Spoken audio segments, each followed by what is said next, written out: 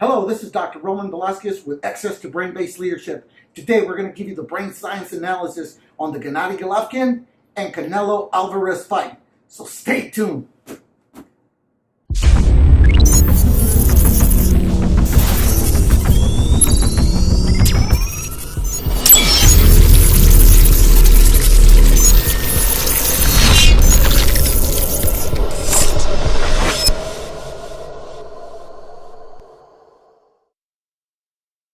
So let's talk about the expert boxing brain. We all know that experience, commitment, conditioning, practicing, heart, and mindset, most importantly mindset, make up the expert boxer's brain.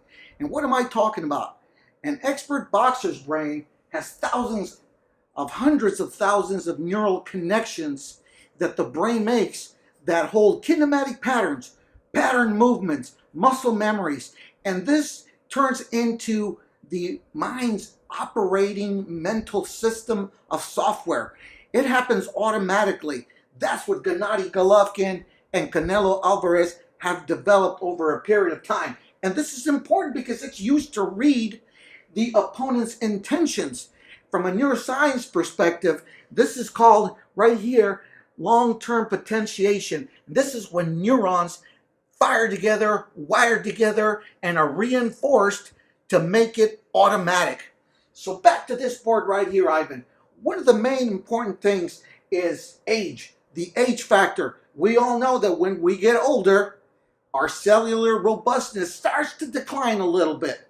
And this can hinder what? Speed. It hinders your speed, your punching power, and could handle or affect your stamina. So when that happens, obviously, two other factors that are hindered. Number one is with age, you're more susceptible to injuries. So both opponents in the boxing camp, in the training camp, need to be very careful of not to get injured. Any injury, however slight, can be detrimental to the day of the fight. The second factor is recovery time. As you get older, you need a little bit more recovery time for your musculoskeletal system to recover from strenuous and heavy workouts like the ones they do in training camps. The other thing is the brain also needs some recovery time to heal from the innovative energy that takes place from the day in and day out practices at training camp. Let's talk about something that's very important. The interpersonal brain. Relationships shape the brain. Relationships are conditions that we, from a brain perspective, it grows from the outside in. In other words, our associations, our relationships shape our brain. Why is this important to the boxers? Very important because they have trainers, the staff, family, and friends. And this is what shapes their brain. Any disruption, any personal problem that they might have at the time is really disruptive to the brain. It's disruptive to that integrative process of the brain, and it could cause problems right at training camp or during the fight. So we do not need that in our lives. And these guys, obviously Gennady and Canelo, don't need any personal disruptions. It can really hinder their performance. The other factor that we want to talk about is the mindfulness, and this is one of the most important factors. The mindfulness allows the brain to imagine and visualize and integrate the left hemisphere from the right hemisphere, up and down, vertical and horizontally. What does that mean? That means that you are mindful of your thought process. Let's face it, the average human brain has 70,000 thoughts per day. We become our thoughts. These guys right here are boxers. They become boxers. They will forever be boxers. That's why they have developed the expert boxing brain. So what does that mean? That means that when they have mindfulness, and I recommend that mindfulness practices start at 3 to 2 weeks before the fight.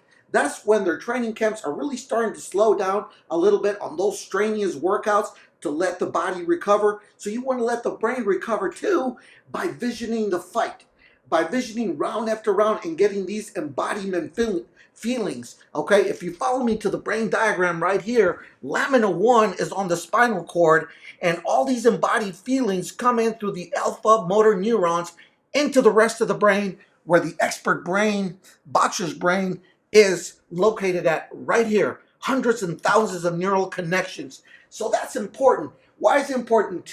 In two ways right here. In the fight itself, you're going to have in between rounds conversations these are strategy conversations. It's going to be helping from the trainers to the boxers. So co-regulation is very important.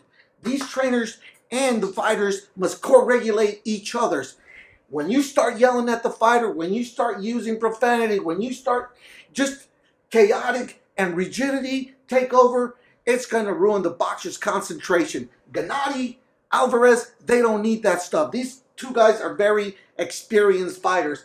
And I'll tell you, Gennady at 35 years of age and Canelo at 27 years of age, that makes this a heck of a fight. I'm telling you right now. The last thing that I want to talk about is the probability patterns.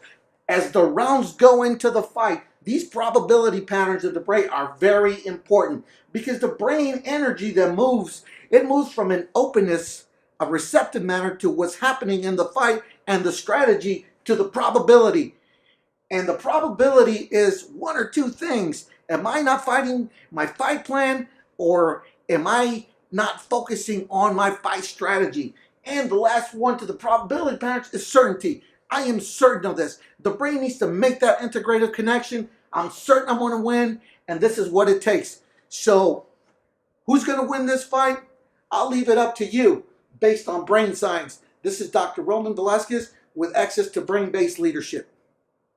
Subscribe, like, and share. And on the comments below, tell us who do you think is going to win this fabulous fight. Oh!